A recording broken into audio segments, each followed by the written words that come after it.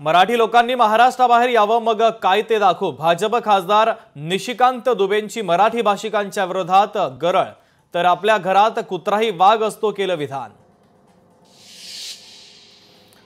ठाकरे बंधूंच्या युतीबाबत अजूनही संभ्रमच। युतीबाबत कुणीही बोलू नये, राज ठाकरेंचे पदाधिकाऱ्यांना आदेश।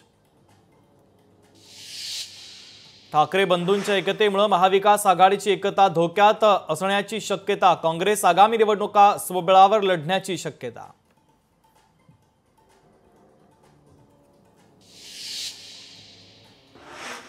छत्रपती संभाजीनगरमधील समाज कल्याण विभागाची महिला अधिकारी करून घ्यायची कंत्राटी कर्मचाऱ्यांकडून घरातली कामानी मसाज। धक्कादायक प्रकाराचा व्हिडिओ समोर।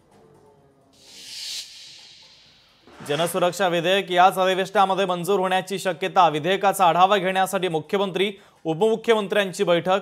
जनसुरक्षा कायद्याला महाविकास आघाडीसह विविध सामाजिक संघटनांचा विरोध।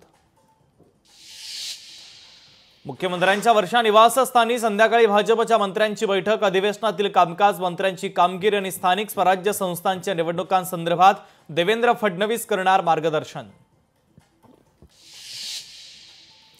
पालघर जिल्ह्यातील घाणेघर इथल्या जवळपास 150 विद्यार्थ्यांचा शिक्षणासाठी लाकडी साकबावरून धोकादायक प्रवास। पूल बांधण्याची गावकऱ्यांची 10 वर्षांपासूनची मागणी अद्यापही प्रलंबितच।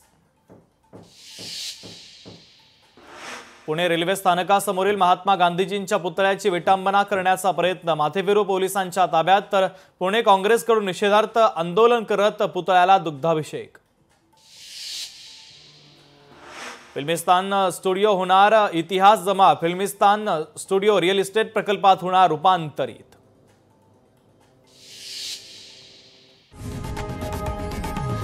लोकशाही मराठी ऐका, पहा, जागरूक रहा।